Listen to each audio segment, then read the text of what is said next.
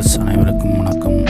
நம்ம இந்த காணொலியில் இன்றைக்கி எதை பற்றி பார்க்க போகிறோம்னா, அன்பான ஒரு விஷயத்தை பற்றி தான் பார்க்க போகிறோம். அது என்னன்னு கேட்டிங்கன்னா, என்னடா இவன் அன்பான விஷயம்னு சொன்னானே அப்படின்னு பார்க்குறீங்களா?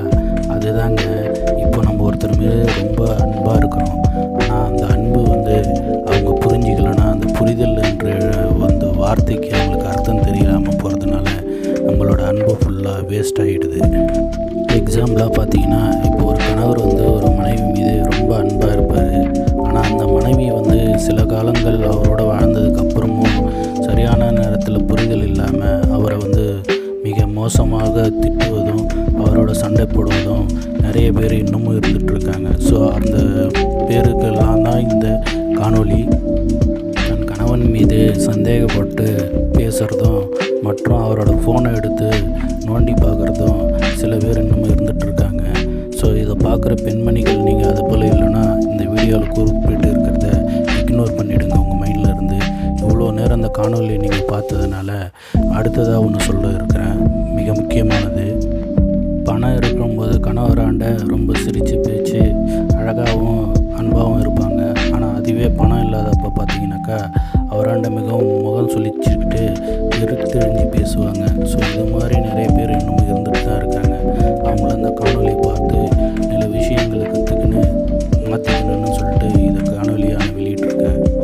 நீங்கள் உங்கள் கணவர்கிட்ட ஒன்று சொல்லுங்கள், உங்களை விட்டால் எனக்கு யாருங்க, நீங்கள் என்ன செய்தாலும் அதில் எனக்கு சம்மதம் தான் சொல்லின்னு ஒரு வார்த்தை சொல்லி பாருங்கள். அடுத்ததாக அவர் எப்பொழுதுமே உங்கள் நினைவிலே தான் இருப்பார். இது சத்தியம், உண்மை. கணவன்மார்கள் எப்பொழுதுமே தன் மனைவிக்கு எந்த விதத்தில் துரோகம் செய்யாமலும் மற்றவர்களோட ஒப்பிட்டு பேசாமலும் எப்பயுமே அன்பு கொடுக்கணும் தான் 1008 தடவை அவன் மனசில் யோசிச்சுட்டே இருப்பான். ஏன்னா ஒவ்வொரு செயலுமே உங்களோட நினைவுகள் அவனை சார்ந்தே இருக்கும். ஏன்னு பார்த்தீங்கன்னா, நீங்கள் உங்கள் வீட்டில் எப்படி இருந்தீங்களோ அவனுக்கு தெரியும். ஆனால் தெரியாமல் கூட இருக்கலாம். ஆனால் அவன் கூட நீங்கள் வந்ததுக்கப்புறம் நீ இப்படி தான் சொல்லிட்டு அவனுக்கு நல்லா புரிஞ்சிருக்கும்.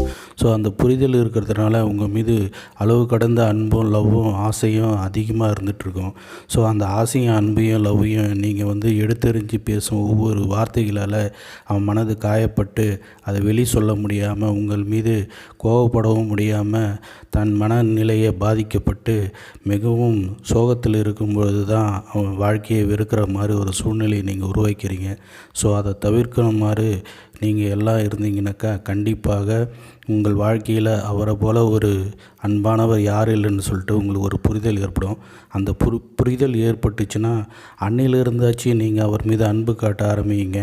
எப்பொழுதுமே உங்களை பற்றியே நினைக்கும் அந்த ஒரு ஜீவனுக்கு நீங்கள் மட்டும்தான் சொல்லிட்டு எப்பயும் மனசில் நிலைநிறுத்தி கொள்ளுங்கள். இந்த காணொளி முயற்சித்தால் முடியாதது ஒன்றும் இல்லை. இந்த காணொலியை இன்னமும் நீங்கள் ஸ்கிப் பண்ணாமல் பார்த்துட்ருக்கீங்கன்னா இப்போ தான் உங்களுக்கு ஒரு முக்கியமான தகவலை சொல்ல போகிறேன். ஸோ அந்த தகவல் என்னன்னு பார்த்தீங்கன்னாக்கா, உங்களுக்கு பிடிச்ச ஒரு தகவல் தான்.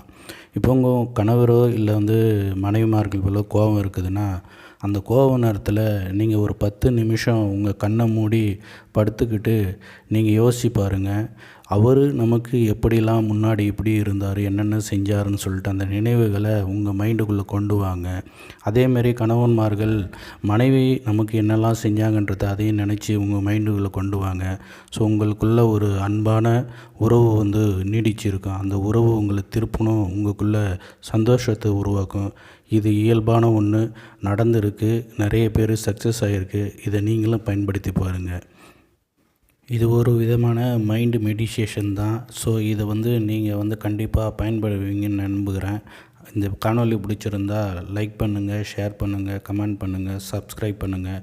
மீண்டும் இன்னொரு முக்கியமான தகவலில் உங்களுடன் இணைகிறேன். நன்றி, வணக்கம்.